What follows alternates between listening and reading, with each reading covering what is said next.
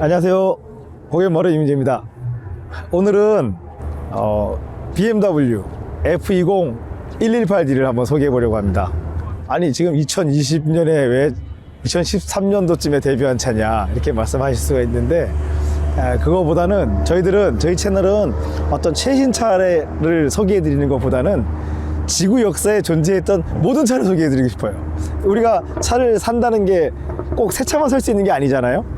그래서 중고차도 또 구입할 예를 들어서 가성비가 맞으면 중고차도 구입할 수 있는 건데, 그런 면에서 오늘 이 차를 소개해 드리는 겁니다.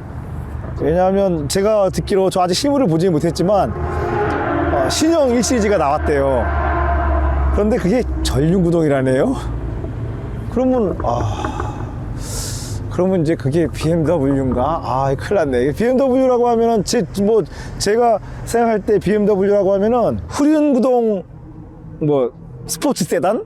이런 이미지잖아요? 근데 이제 점점 전륜구동으로 바뀌고 있어요. 어떻게 보면 새로 데뷔한 1시리즈보다 이 1시리즈가 BMW 역사의 마지막을 장식하는 후륜구동 모델이냐는 거죠. 그래서 이 차가 갖는 의미가 중고가 된 이 마당에 더 커졌어요. 제가 이 차를 처음 본 거는 2013년 정도로 기억하는데 꽤 오래됐죠. 이제 저는 BMW와는 개인적으로는 또 굉장한 인연이 있습니다.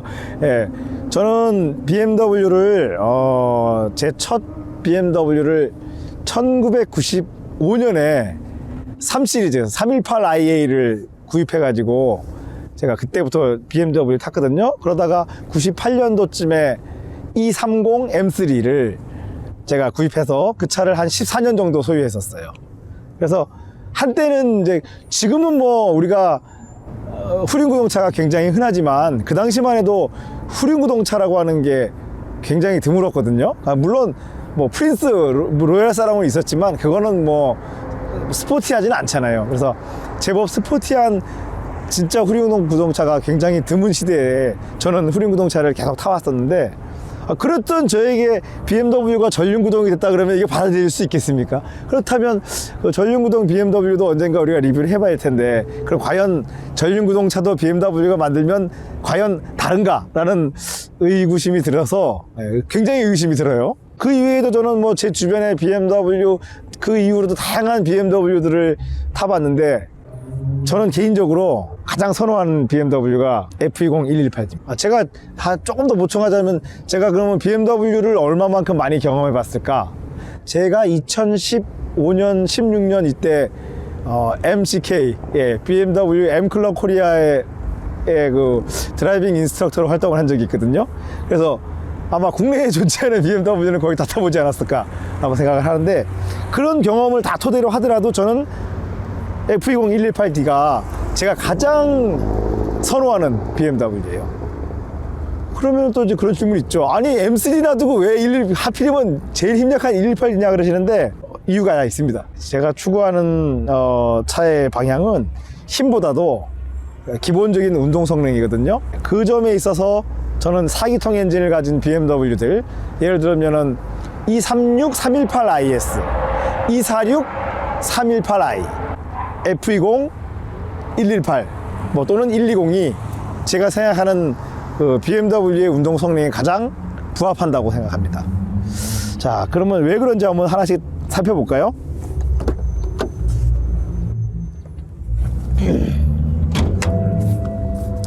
그 비밀은, 제가 이 차를 선호하는 그 이유는 사실은 본네트 안에 들어있어요.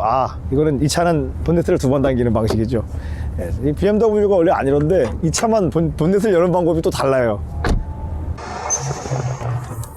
자, 이게 원래 유럽에서는 4기통 휘발유 모델도 있었는데, 이게 유감스럽게도 국내에는 4기통 모델이 디젤밖에 안 들어왔어요, 이 시리즈에. 그런데 그건 뭐가 다르냐? 자, BMW가 그렇게 말씀하시는 분도 있어요. BMW의 아이콘은 직렬 6기통이다. 그래서 CX6가 BMW, 그거 안 탈 거면 BMW 사지도 말아라, 이렇게 말씀하시는 분도 있어요. 근데 제 생각은 좀 달라요. 직렬 6기통 엔진은 엔진이 길다 보니까 이 압축보다 굉장히 많이 앞으로 튀어나오거든요. 근데 그게 운동 성능에는 악영향을 미쳐요. 특히나 코너 진입에서 언더스티어가 심해지는 경향이 있는데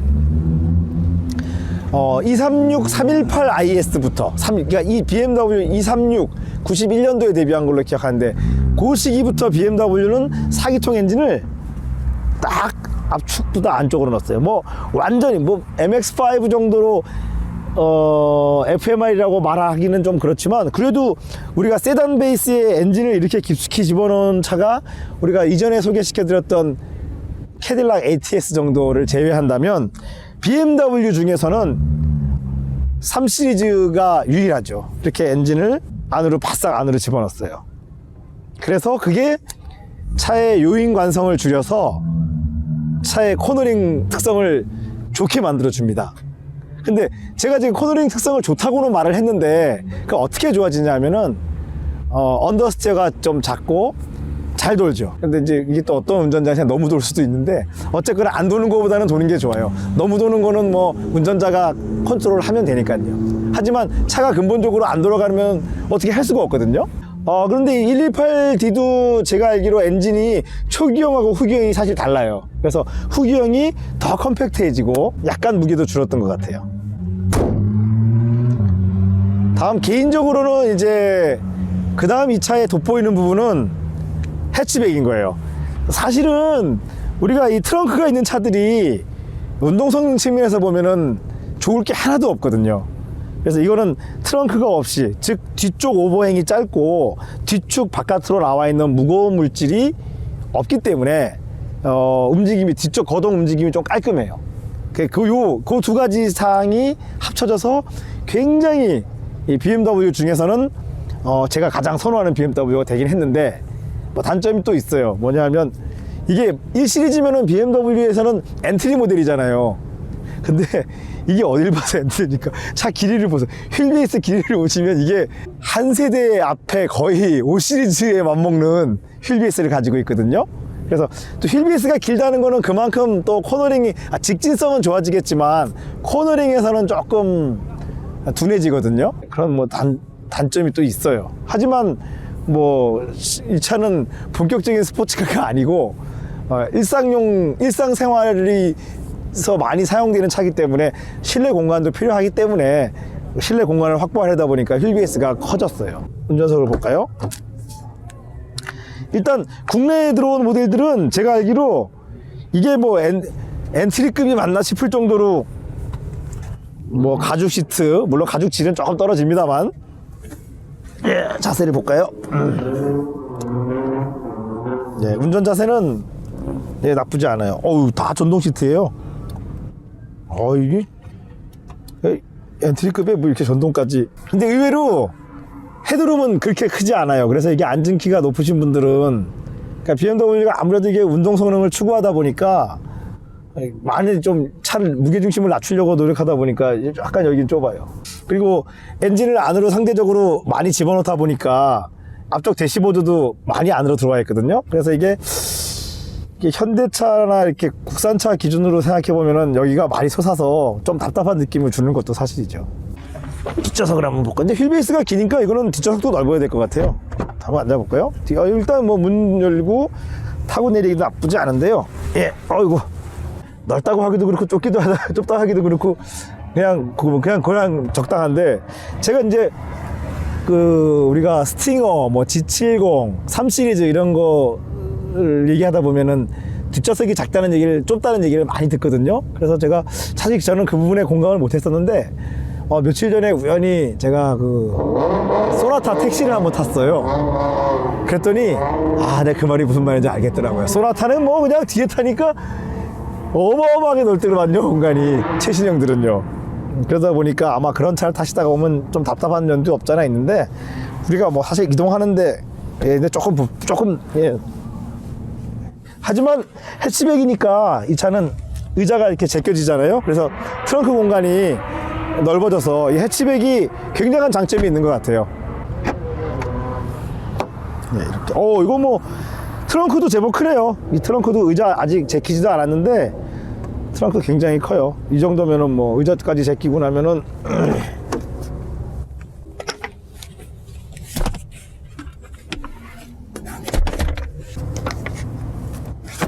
이렇게 하면은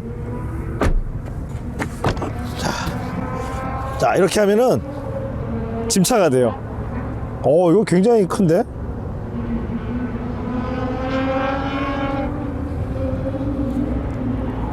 자, 이게 118D가 처음 데뷔할 때는 제가 알기로 140마력으로 데뷔했거든요. 그런데 이게 나중에 페이스리프트가 되면서 150마력이 된 걸로 알고 있어요. 페이스리프트가 되면서 뒤 테일램프 모양이 좀 바뀌었죠. 앞 헤드라이트도 약간 바뀌었죠.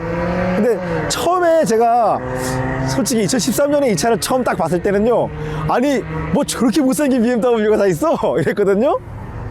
그랬는데 중간에 페이스리프트를 해서 조금 약간 더 세련돼졌나라고는 생각했는데, 또 지금에 와서 생각해보면은 페이스리프트 되기 전 모델이 뭐랄까 더 좀 고전적이라 그럴까요? 또 그런 멋이 있어요. 이거는 좀 세련된 거 같은데 뭐 완전 세련된 것도 아니고 좀 애매하더라고요. 그러니까 저는 이제 지금에 와서는 그냥 페이스리프트 전 모델이 더 유럽차다운 것 같아요.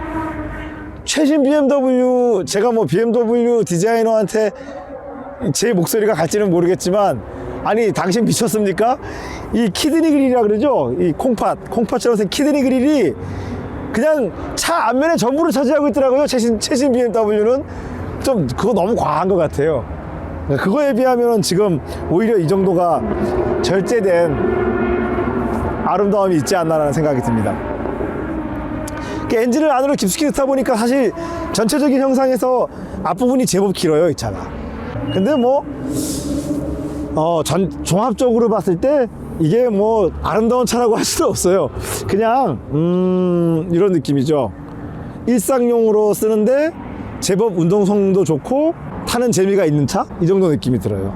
뭐 눈치채셨겠지만 지금 여기는 인제 스피드임이거든요. 그래서 공도뿐만 아니라 오늘 트랙까지 한번 주행을 해보도록 하겠습니다.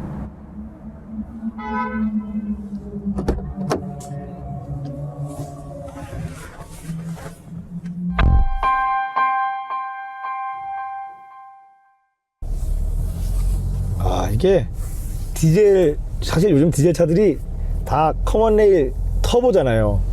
그러다 보니까 안 그래도 이 디젤 차들이 전속 토크가 센데 터보까지 합쳐져 가지고 초동이 뭐 쑥 나가요. 이게 이 디젤 차들이 이 피크 출력에 대비 초반 출력이 더 세게 느껴져요. 주변에 그런 분도 계시더라고요. 그래서 이 디젤차 타다가 휘발유차 못 타겠대. 예, 처음에 너무 힘이 없게 느껴져가지고. 예, 근데 지금 저도 그렇죠. 반대로 저는 일반 휘발유차 타고 다니다가 지금 이거 딱 타니까요, 어떤 느낌이 드냐면 우리 동네 슈퍼카. 적산이 58,000km 정도 탄 차인데요. 엔진음이나 하체 이런 거는 그냥 뭐 새 차 같은 느낌 들어요. 전혀 문제 없고, 타이어만 지금 V12 에버2가 장착되어 있는 상태입니다. 17인, 이게 지금 이게 17인치 휠이었죠? 네. 그러면 이게 118D 중에서도 그럼 이게 팩 1이 되는 건가요? 그럼 이게 정확히 말하면 118D 스포츠. 네. 예, 그렇죠. 이거 누가 이것을 힘이 없다고 했던가. 예. 사실 디젤 엔진이 가용 RPM, 회전수가 폭이 좁잖아요, 휘발유 엔진 대비. 그런데 그렇지도 않은 게 지금 타코미터를 보면은 레드존이 5,400rpm이에요. 디젤차 치고는 이 BMW가 굉장히 고회전을 하는 엔진이거든요.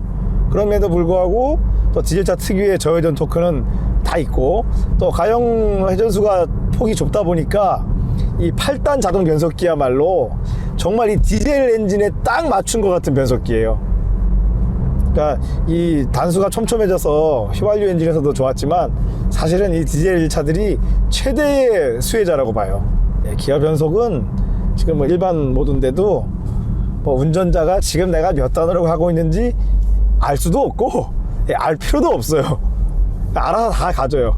뭐 조금 더 세게 가고 싶어서 악셀을 조금 세게 밟으면 변속도 알아서, BMW 특유의 그 적극적인 다운시프트가 여기 되어 있습니다. 때로는 그게 좀 너무 지나칠 때도 있는데, 그래도 좀 스포티하게 달리시는 분들한테는 이게 좋죠, 이 세팅이. 예, 시트도 되게 편해요. 시트, 그렇죠. 이게 스포츠라서 그런 거죠, 이게. 잘 모르겠어요. 예, 이게 시트가 제가 알기로, 제가 사실은 118을 초기형부터 한 주변에 제가 한 두세 대 있었거든요. 근데 타보면 이 차가 지금 맞아요. 시트가 그 차들이 이렇지 않았던 것 같아요. 바디 강성도 지금 굉장히 높고, 단지 이제 다만 좀 무거운 느낌이 있어요, 차가. 그래서 부피도 좀 크고 그렇긴 한데, 뭐 스티어링도 지금 이게 MDPS인데, 예, 무게감도 그 기존의 독일 차들의 유압식만큼 무겁지 않거든요. 그래서 이게 아주 적절해졌어요. 그러니까 독일 차들도 점점 이제, 예, 자기네 고집을 조금 버리고, 예, 조금씩 전 세계인의 기호에 맞게 변화하고 있는데, 예, 그런 점에 있어서는 뭐 좋은 점이라고 봐요. 근데 스티어링 휠이, 이 차가 스티어링 휠뿐만 아니라 대시보드가 이렇게 볼록한 느낌이거든. 볼록해요, 실제로. 그래서 좀 답답해.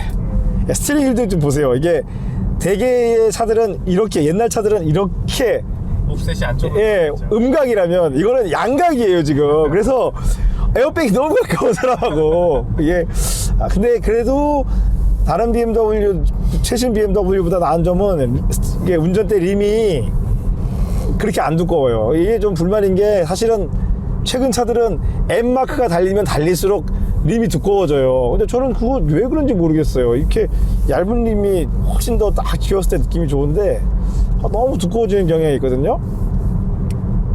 근데 자세는 딱 좋아요. 이 기어 시프터 위치도 좋고, 운전 자세는 잘 나요. 그리고 차가 생각보다는 좀 낮은 느낌이 들고, 운전자 이 시트도 그렇고, 예, 전반적으로 낮게 붙었어요. 이게 지금 서스펜션은 사실 역대 BMW 대비로는 조금 부드러운 편이에요. 그러니까 BMW가 지금 계속 서스펜션이 부드러워지고 있거든요, 예전보다. 그런데 이것도 제법 부드러운데, 특히 뒷부분이 좀 많이 부드럽다는 느낌이 들어요. 그래서 이렇게 바운드 같은 거를 크게 쳐보면은 이 뒤쪽이 좀 출렁거린다는 느낌을 주거든요. 그래서 이게 좀 이렇게 말하기는 좀 묘한데, 이 차가 의외로 일체감을 잘 안 줘요, 사람한테, 이 운전자한테. 근데 뭐 그것도 이유가 있죠. 왜냐하면 아까 같이 엔진을 굉장히 안으로 밀어놓고 사람이 많이 타게 되잖아요, 이 차에. 그러면은 이게 거의 모든 무거운 것들이 안에 모이게 돼요. 그러면 차가 너무 잘 돌 수 있거든요. 그래서 그거를 방지하려고 D트랙을 좀 넓혔더라고요. D트랙을 넓히고, 그리고 뒤에다가 뒷서스도 약간 부드럽게 설정할 수밖에 없었어요. 왜냐하면 뒷서스펜션을 더 딱딱하게 설정하게 되면 그게 더 잘 돌아가거든요, 차가. 그래서 그거를 방지하려고 이렇게 세팅을 할 수밖에 없었던 것 같아요. 그냥 단순한 승차감만 고려했다면은 뒤를 조금 더 댐퍼를 더 줄일 수도 있었을 텐데, BMW 엔지니어는 그렇게 선택을 안 했어요.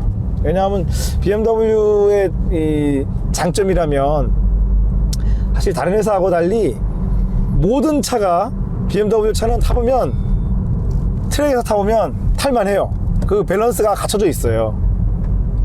근데 그런 차가 잘 없거든요. 그러니까 BMW는 뭐를 타도, 이게 트랙에서 한계까지 테스트를 해보고 만들었구나 라는 느낌을 주는 게 BMW예요. 제가 알기로도 BMW가 니르에서 뭐 X5, X 시리즈가 됐든 뭐가 됐든 전 모델을 실제로 테스트하는 걸로 알고 있어요. 그게 BMW의 유일한 장점이죠.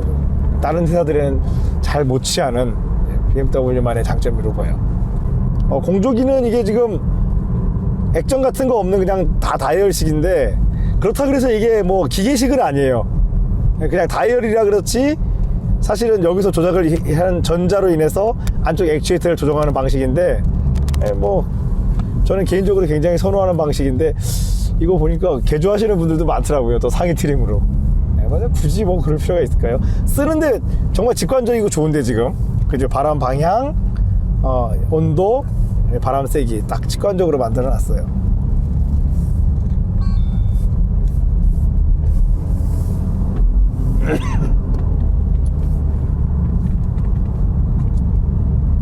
이 변속기가 굉장히 영리해 가지고 살짝 오르막이나 살짝 내리막이 되잖아요. 그러면은 회전수를 안 떨고요. 그 절묘해요. 그러니까 이게 뭐 차 속도 대비 스로틀 궤도를 아마 읽으면 이게 지금 오르막이 내리막인지 금방 차가 알아낼 수 있잖아요. 그래서 그 오르막이냐 내리막이냐에 따라서 평지냐 오르막이냐 내리막이냐에 따라서 기아 시프트 패턴을 이렇게 적극적으로 바꾸는 회사는 제가 알기로 BMW밖에 없어요. 그래서 사실 BMW들을 타보면은 뭐 굳이 뭐 매뉴얼 모드나 뭐 스포츠 모드가 필요할까 싶을 정도로 이 변속 패턴을 이 노면의 경사도에 따라서 적극적으로 바꾸거든요. 이런 차는 정말 없어요. 이거 정말 그게 있는 차가 아시아 차들이에요. 아시아 차들은 오르막이나 내리막 가면은 막 자꾸 변속이 너무 안 됐으면 좋겠는데 업시프트가 되잖아요. 근데 이건 BMW는 지금 업시프트를 하면 오르막이라서 힘이 약하겠구나라고 업시프트를 자제하고 그냥 아래 기아로, 지금 내리막인데 보세요. 엔진 브레이크 2500 제가 아무것도 조작 안 했잖아요. 근데 이렇게 엔진 브레이크를 걸면서 가고 있어요. 정말 이 점은 뭐 굉장히 스포티해요. 반대로 BMW 안 타시던 분들한테 이 BMW 처음 타시면은 이런 질문을 많이 하죠. 갑자기 전화가 와요. 저 지금 내리막 계속 내려가고 있는데 기어가 안 바뀌어요. 미션이 망가졌나 봐요. 왜냐하면 이게 기존의 현대차는 반대잖아요. 내리막 가면은 기어가 다 다음 단으로 올라가 버리거든요. 그래서 엔진 브레이크 거의 안 걸리고 술술 내려가는 게 이 아시아 차들, 현대차뿐만 아니라 뭐 아시아 차들이 다 그런데 유독 이 BMW가 딱 내리막 가면 엔진 브레이크를 적극적으로 써요. 이거는 굉장한 장점입니다. 이게 ZF 이 8단 변속기잖아요. 근데 이 일반적인 우리가 이거는 뭐 사실 DCT도 아닌데 이 8단 변속기가 된 다음부터는 솔직히 개인적 의견으로는 뭐 굳이 DCT가 필요할까? 일반적인 자동 변속기는 계속 진화하고 DCT가 진화하다 보니까 둘이 만나는 지점이 같다는 느낌이 들어요. 이게 뭐 차이가 오히려 그 변속기 간의 차이가 확 줄어든 것 같은 기분이 들어서, 만약에 제가 이게 일반적인 뭐 유성기어 세트를 갖는 자동 변속기라는 거를 만약에 모르고 탔다면 제가 이게 지금 어떤 타입의 변속기인지 제가 딱 말을 할 수 있을까요? 저는 못할 것 같아요. DCT 마찬가지로 또 DCT 쪽은 DCT 쪽대로 진화해서 정지해서 크립 기능도 생겼잖아요. 그래서 이게 반대로 DCT는 DCT가 아닌 것 같고 일반 변속기는 일반 변속기가 아닌 것 같아요. 결국은 기술적으로 진화하면 둘이 만나는 지점이 같아지지 않나. 그냥 사람이 쓰기 편한 쪽으로 둘 다 같이 진화하는 것 같아요. 근데 이게 지금 차가 뒤쪽 시야는 그렇게 좋지 않네요. 뒷창이 생각보다 작아가지고. 근데 이거 MDPS라 그러는데 그것도 마찬가지예요. MDPS도 계속 진화하면 이게 지금 유압식인지 MDPS인지 잘 모르겠거든요. 반대로 뭐 유압식이 됐던 MDPS가 됐던 결국은 또 마찬가지예요. 결과적으로 또 만나요. 둘이서. 신기하죠? 이 브레이크 같은 거는 굉장히 좋아요. 지금 브레이크가 왜 좋냐면은 아시아 차들처럼 너무 초동이 지나치게 예민하지도 않고, 또 트랙 같은 거 가보면은 물론 뭐 순정 패드라서 페이드가 오긴 와요. 그런데 그렇더라도 어느 순간에 확 오는 게 아니라 점진적으로 와서 그 느낌이 있어요. 이제 더 하면 안 되겠구나. 그런 쪽으로 점진적으로 와주는 그 느낌이 굉장히 좋아요. 그거야 뭐 좀 이따 우리가 트랙에서 확인해 보면 되죠. 근데 역시 이제 이런 거 있잖아요. 우리가 이렇게 차를 차선 변경 같은 거 할 때 스티어링을 탁 조작을 해보잖아요. 이게 휠 베이스가 길어서 그렇게 예민하지 않아요, 차가. 근데 이제 접지가 살아있을 때까지는 사실은 오로지 휠 베이스만으로 4개가 다 붙어있기 때문에 휠 베이스 길이만으로 이게 차가 예민하고 안 예민하고가 느껴지거든요. 그런데 이제 뭐 요행을 이용해서 차 뒷타이어를 조금씩 미끄러뜨리기 시작하면 또 얘기가 다릅니다. 그래서 너무 접지력에만 의존하시는 분한테는 이 차가 사실 별로 장점이 없을 수도 있어요. 하지만 요행을 조금만 적극적으로 사용한다라고 생각해보면 이 차 굉장한 차예요. 정말 굉장한 차라고 저는 생각해요. 왜 굉장한가 하면은 이런 거 있죠. 우리 그러고 보니까 MX-5 ND는 그 제가 아까 말씀드린 극단에 있는 차잖아요. 그 MX-5 ND가 조금 부담스러우신 분들은 이 차를 일상용으로 구입하셔서 타시면 될 것 같아. 그러면 이 차는 사실 일반적인 세단류보다는 훨씬 적극적이거든요. 하지만 MX-5 ND에 비하면은 이걸 또 적극적으로 말을 하기는 어렵기 때문에 그 중간에 있는 차라고 생각돼요. 요게 좀 더 부담스러우시면 요거보다 조금 더 덜한 거는 요거보다 구형인 290 320i 있잖아요. 그게 이거보다는 또 조금 더 무뎌요. 왜냐면 그거는 아무래도 뭐 트렁크도 있고 세단이니까. 근데 뭐 장단점은 있는데 저는 290이 갖는 이 차가 갖지 못하는 장점이 또 있다고 생각하거든요. 근데 또 290이 갖지 못하는 장점을 또 이 차가 가진 것도 있는데 하여튼 요 그 두 대가 그 FMR 본격적인 FMR로 가기 전 단계 포맷으로서 충분한 역할을 하고 있다고 생각해요. 근데 그나저나 이 신형 1 시리즈가 전륜구동으로 나오면 이 차 중고차 값은 이제 어떻게 되는 거지? 근데 뭐 물론 이 차가 후륜구동이라 싫으신 분들도 계실 거예요. 왜냐하면 제가 살고 있는 강원도는 눈이 많이 오잖아요. 그래서 후륜구동차를 아예 구입 리스트에서 제외하시는 분도 있더라고. 근데 그런 분들한테는 이게 좀 불만일 수도 있는데, 이제 여기서 제가 이제 오해인 것은 후륜구동차도 네 바퀴만 다 스노우 타이어를 끼우시면 생각만큼 미끄럽거나 그렇게 나쁘지 않아요. 오히려 뭐 눈길에서 고속주행이라 하면 약 한 80시속 80km 정도 되는 속도인데요. 그 정도 속도에서는 FF보다 FR이 눈길에서 더 안정적입니다. 왜냐하면 요관성이 작기 때문에. 왜냐하면 노면이 나쁠수록 요관성이 작아야지 잘 차가 조절이 되거든요. 근데 그런 점에서는 FF가 뭐 정지나 출발은 쉬워도 눈길을 세게 달리기는 좀 힘들어요. 그래서 FR 차가 눈길에서 나쁘다라는 그 인식은 좀 지나치게 부풀려져 있다 라고 생각해요.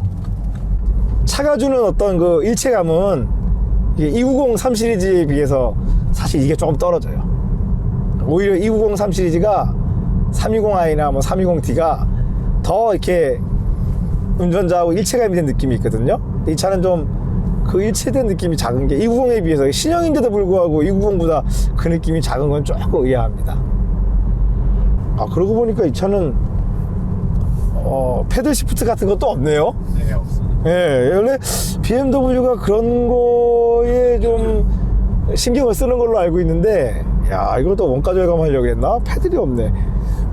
차 이름에도 스포츠라는 단어가 들어가요. 그래서 제가 지금 의외인 거예요. 이게 뭐 스포츠가 아니었으면은 뭐 그럴 수도 있다고 생각하겠는데, 이름이 스포츠인데 그 흔한 패들 하나. 사실 현대차는 스포츠 같은 거 없어도 패들 다 달아주잖아요 지금. 이게 인색하시네. 이 앞에 이 모니터가요 있어요. BMW라서 있는데 현 시점에서 보니까 너무 앙증맞죠. 사기통 디젤인데 이게 사기통 디젤이 왜 정차 시에는 좀 달달달 거리잖아요. 근데 굴러가서 한 시속 40km 정도만 넘어가면은 모르겠어요. 이거 디젤 차인지 전혀 모르겠고, 그냥 디젤 차라는 거는 타코메다를 봤을 때 일상 주행에서 쓰는 가용 RPM을 보면 1500 RPM 이하라는 것과, 그리고 그럼에도 불구하고 토크가 이렇게 꾸준히 존재한다는 그때만 내가 지금 디젤 차를 타고 있구나 라는 느낌이 들어요. 우리가 진짜 객관적으로 생각하면 주행 중에 디젤 차라는 거 잘 몰라요. 그거 아세요? BMW가 옛날에 7 시리즈 디젤차 처음 만들었을 때 그 외국에 있는 기자들을 초청했대요. 그래서 공항으로 데리러 갔는데 아무 말 안 하고 디젤차를 가져가서 태운 거예요. 그리고 싹 태워서 호텔까지 딱 왔는데 도착해서 얘기했대요. 이거 지금 디젤차인 거 알았던 사람 아무도 몰랐어요. 그러니까 운전 안 하면 모른다는 거예요. 스톱앤고가 달렸죠? 네. 근데 이게 원래 스톱앤고는 정차 시에 아이들링에서 발생하는 매연을 저감하고, 또 그로 인해서 뭐 연비도 향상시키고 그런 측면에서 하는 걸로 알고 있는데, 디젤차 사용하시는 분들은 다르게 생각하더라고요. 아이들링에서 달달거림을 없애기 위해서.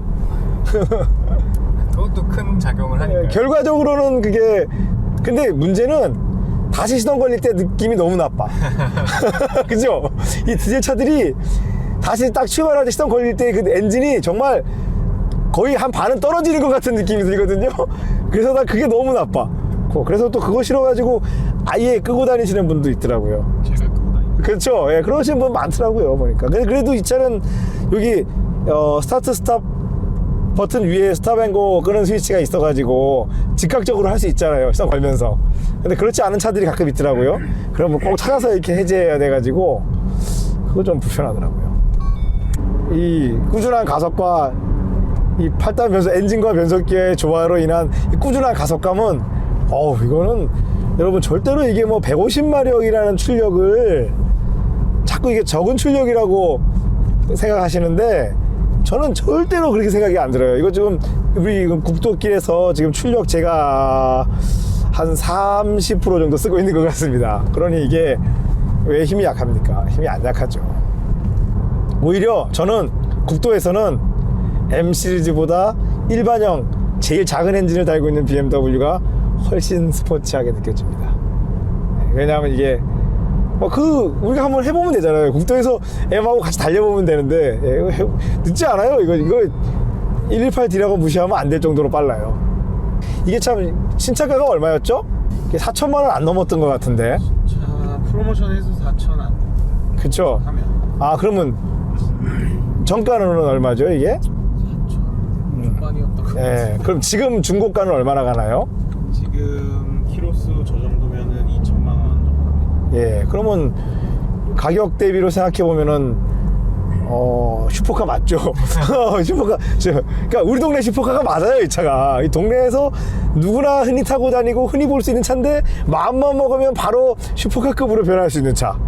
예, 어떻게 보면 이게 진정한 양의 탈을 쓴 늑대인데. 트랙 주행에서도 되게 재밌을 것 같아요. 네, 저는 뭐 좀 미리 맥 빠지는 얘기긴 하지만 이 차로 트랙을 많이 타봤는데 트랙에서도 제가 제일 좋아하는 차 중에 하나예요. 왜 그런지는 이제 좀 이따가 우리가 보게 되겠죠. 네, 특히나 이거는 사람을 좀 타면 한 3명에서 4명 타면 이 중간이 무거워지잖아요, 차량에. 그러면은 점점 차가 역동적으로 돼요. 물론 기록은 안 나지만 거동이 진짜 이 MR로 점점 바뀌거든요. 오늘 뭐 오늘 택시 하다 보면 뭐 그렇게 되겠죠. 근데 이제 그렇게 되면 운전이 좀 어렵지. 운전이 좀 어려운 차 중에 하나예요. 쉽다고만은 할 수는 없어요. 118D 이 차로 만약에 여러분이 뭐 승객을 한 3명 태우고 트랙을 탔을 때 정말 재밌다, 무섭지 않다라고 생각하시면 그 정도 돼야지 이제 제가 볼 때는 그 다음에 MX-5 ND를 도전할 수 있다고 생각해요. 사실 MX-5 ND는 바로 도전하면 그냥 무서운 차예요. 물론 뭐 가벼움에서 오는 즐거움도 있긴 하지만 차를 제대로 쓴다는 측면에서는 그렇거든요. 저는 그렇게 생각해요. 모든 차를 거의 다 한 개로 썼을 때 즐거움이 있는 거지 뭐 힘센 차를 내가 다 못 쓰면 그거 뭐 재밌나요? 사실 차에 끌려다니는 건데 그 드라이버가. 근데 BMW가 정말 똑똑한 게 그래서 이 128D는 그러고 보니까 BMW가 정말 대단한 게 이거 ESP가 다 꺼지잖아요. 네. 요새 ESP 다 꺼지는 차가 없거든 사실. 그러니까 BMW가 이런 점이 BMW예요. 뭐 심지어는 벤츠들은 AMG도 안 꺼지더라고요 다. 참 이제 트랙을 들어가 보도록 하겠습니다.